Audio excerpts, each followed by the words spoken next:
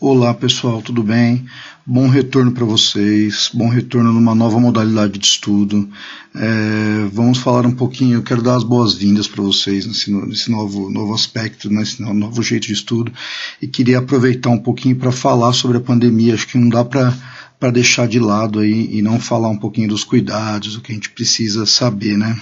Ciências em tempos de pandemia, né? Vamos lá, a educação não vai parar, ok? A gente vai continuar com o trabalho o melhor possível, a gente vai tentar trazer para vocês os melhores recursos, tentar passar o máximo de informação e discutir e trazer um maior compromisso com os estudos possível, né? E só que agora é uma nova modalidade, a gente vai estar estudando em casa, né? Vocês vão estar estudando em casa e a gente trabalhando, produzindo as aulas à distância para vocês e tentando fazer o melhor e esperando que vocês façam o melhor de vocês também.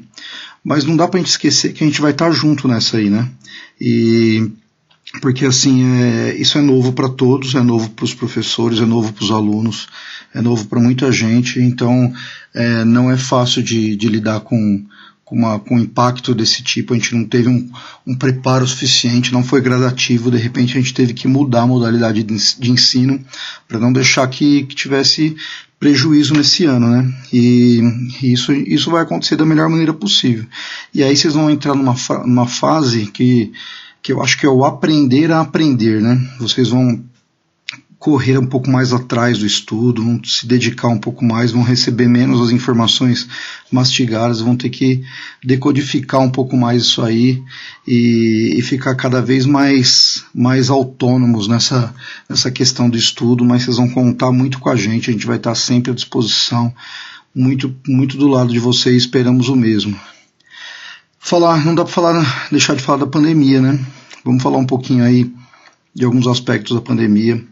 Eu espero muito que vocês estejam com saúde, que os familiares de vocês estejam bem. Essa é uma doença difícil, é uma fase difícil.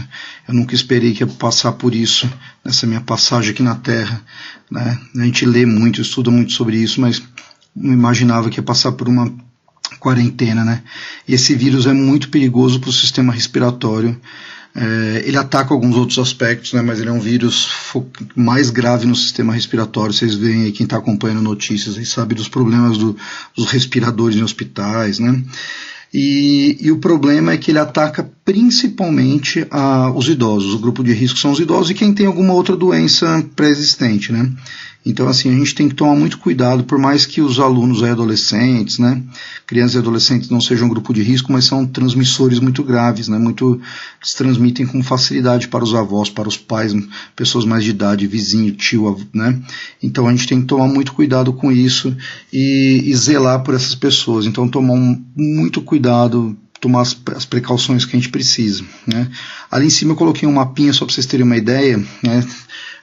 Hoje eu estou falando, está em torno de 10 a 11 mil mortos, mais ou menos, é um número extremamente alto, e o Brasil está entrando no grupo, já está, né, no grupo dos 10 países com maior número de mortes, né? Os países da Europa, né, Espanha, Itália, Reino Unido, tem os Estados Unidos, que é muito grave, e o Brasil está nesse grupo aí. A tendência é aumentar muito esse número de contaminados e a gente não quer que ninguém sofra com isso diretamente. Então vamos falar de algumas medidas muito importantes, tá? Então, assim, a Organização Mundial da Saúde está pedindo encarecidamente, né, para quem pode, né, para quem não trabalha ou no sistema de saúde ou em serviços essenciais, está pedindo: fique em casa, né, cumpra um isolamento. Não é época para reunião de amigos. A gente sabe que é muito legal, a vida social é muito legal, mas não é época para reunião de amigos, não é época para futebolzinho no campo, não é época para nada disso, porque o contágio, a contaminação dessa doença é muito grave, a transmissão dela é muito grave e ela é uma doença, para algumas pessoas, devastadora. Pessoas acabam tendo o agravamento da situação num tempo muito pequeno, tá? Então, primeiro é isso. Segundo, se precisar sair, use máscara, né? As máscaras estão sendo obrigatórias agora em algumas cidades, né? Então, assim, precisa usar a máscara, tá? Higiene das mãos o tempo inteiro. Então, saiu, pegou o elevador, corrimão de escada, ou cumprimentou alguém, não é o ideal, lavar as mãos, não tocar os olhos, não tocar a boca, não tocar o nariz, porque são as portas de entrada, as mucosas são as portas de entrada do vírus, e ele vai direto, e já é o caminho, né, para o sistema respiratório. E evitar as grandes aglomerações, né? Isso é essencial, porque a proximidade de outras pessoas, né, pelo espirro, pela respiração, pelo contato mesmo de toque, é um dos motivos que está transmitindo muito esse vírus, e essa aglomeração é muito perigosa. Vamos falar um pouquinho também da história da curva do achatamento, né? É muito importante que vocês saibam, eu acho que era um pouco dever meu falar disso, apesar de eu achar que pode ser que vocês estejam acompanhando bem, né, se são pessoas informadas, né, mas eu acho que a gente precisa entender o que está acontecendo. Outros fatores matam mais pessoas? Matam mais pessoas, sim, tem diversos fatores que morrem muito mais gente do que a Covid. O que está acontecendo, né? As pessoas estão morrendo porque elas não estão tendo atendimento médico. Okay? Então, atendimento médico é o segredo aí.